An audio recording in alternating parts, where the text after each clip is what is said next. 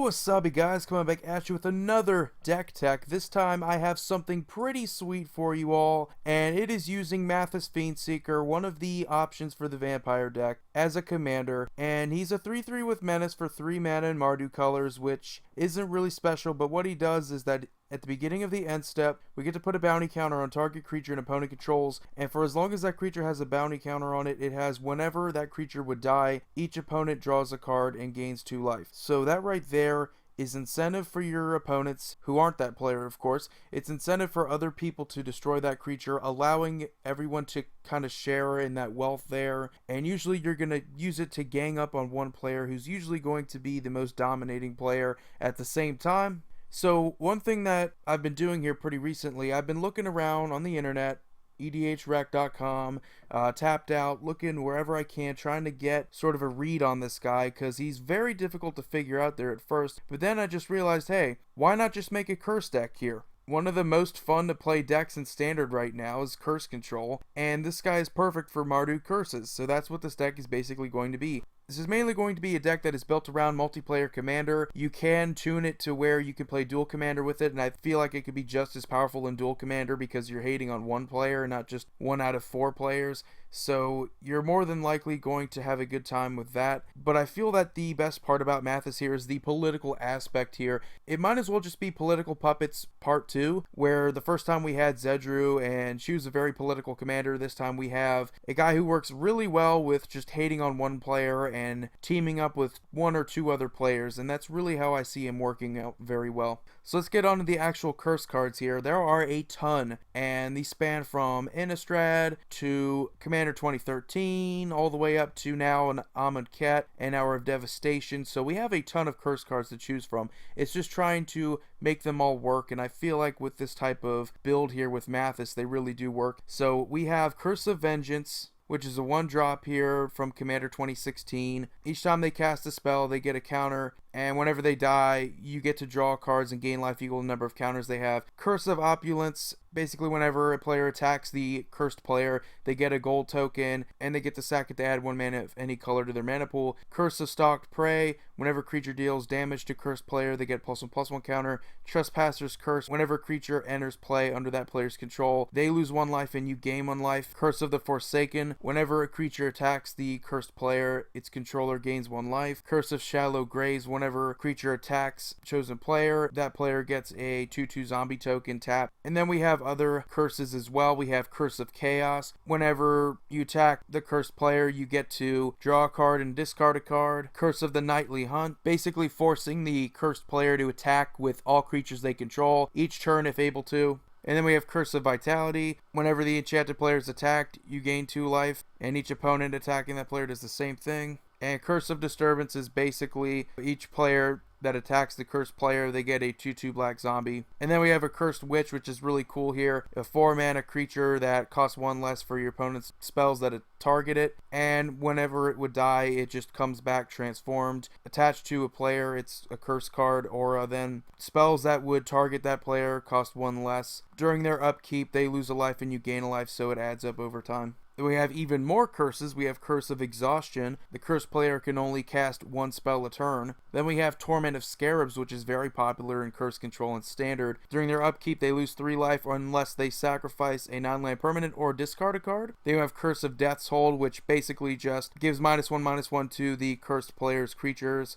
Then we have one of the funniest curses in this whole deck here with Curse of Misfortunes. Basically, each one of our upkeeps, we get to search our library for a curse card, and as long as it doesn't have the same name as the curse that's already attached to the enchanted player, we get to put it onto the battlefield attached to that player. So you can definitely just pick on one player with this card, and it's hilarious. Then we have Curse of Thirst here, which is kind of a win con if we are playing dual commander, but it's definitely devastating no matter what here. At the beginning of their upkeep, it deals damage to them equal to the number of curses attached to them. Then we have Curse of Bloodletting, which basically doubles all damage that would be dealt to that player. Then we have 2 pretty big curses here in Cruel Reality and Overwhelming Splendor. Pretty devastating. Cruel Reality basically forces your opponent there to sacrifice a creature or planeswalker. They lose 5 life if they cannot. And then Overwhelming Splendor, base power and toughness 1/1, and they lose all abilities, so they basically just become little 1/1 white weenies there, and they can't activate abilities that aren't mana abilities or loyalty abilities, basically locking them out of the game there for the most part. So that was basically our curse package there, just 20 curses there, very fun.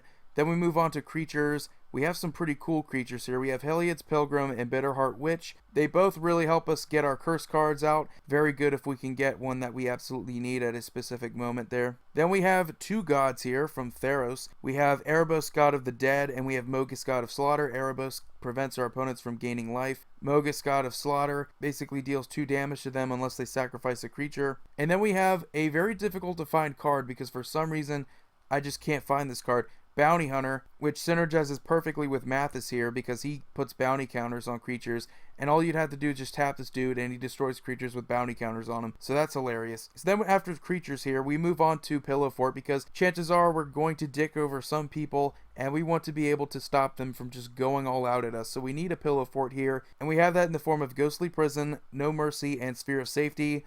Sphere of Safety in particular is hilarious because we play a ton of curses and they're all considered enchantments, so it's going to cost them a lot of mana just to attack us even with 1 creature. And then we have some more protection cards here. We have Karmic Justice here, which basically just protects our non-creature permanents here, punishes our opponents if they decide to destroy one. And then we have Teferi's Protection and Comeuppance. They do very similar things. Teferi's Protection just basically, it prevents all damage that would be dealt to you and all your shit is untouchable. Great spell for 3 mana. Comeuppance, if your opponents want to overextend and they want to deal a massive amount of damage to you, they just want to swing all out with their creatures, you play Comeuppance and all their creatures are destroyed. They're punished, and it's super great against Voltron. It deals with so many problems. Just a wonderful card there. Since we're not necessarily playing a super aggressive deck here, we need a way to get back into the game, and we have that in the form of Replenish and Open the Vaults. Since the majority of how we win is just going to be our curse cards just grinding away at our opponents, we need a way to bring them back, and that we have that in the form of Replenish and Open the Vaults.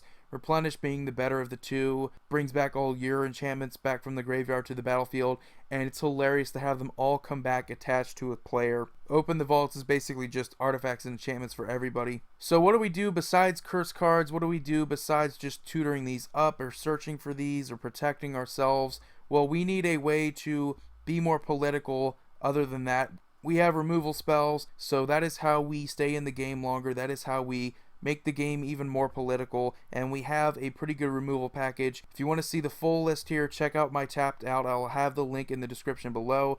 But just to give you a taste here, we are just going to be playing Swords to Plowshares, Anguished Unmaking, and Blasphemous Act. You can fill in the blanks there, put whatever else you feel needs to be in there, but that's just a little taste right there of what the removal package looks like. But anyway, guys, hope you enjoyed this video. I definitely love this deck here. I've been brewing about this the past day and a half now. Just looking at all these cards, we have the curse strategy in standard. I think that's awesome. I think it's cool that they're actually becoming relevant now, and I think this is definitely a dude here in Mathis Fiendseeker who can make this deck more relevant. He himself doesn't synergize with curses or anything like that specifically, but his style of play sort of meshes along with what curses are supposed to do. In a multiplayer game, it's kind of hard to hate everyone out, so you're mainly just going to be playing the politics game, and you're going to just single out one player at a time, and hopefully by the time it's just you and the other player left, hopefully you have enough curses left that you could just grind them away. And that's what your curses are supposed to do. They're supposed to grind them away, make the game harder for them to play, and it's just a game of politics, and I love it. And I definitely was a little bit lost at first when I first saw Mathis, and I didn't necessarily know which direction I was going to take him. I could have just gone control with Pillow Fort, but no, curses are definitely the way to go. This is Mardu. We're not just going to be protecting ourselves. We want to torment our opponents. We want to make it hell for them, and I definitely love this dude. So anyway, guys, if you enjoyed this deck list, remember to check it out on Tapped Out. If you like my content, please subscribe. I could definitely use more support. Thank you guys for watching. Void here, signing off. You all have a wonderful day.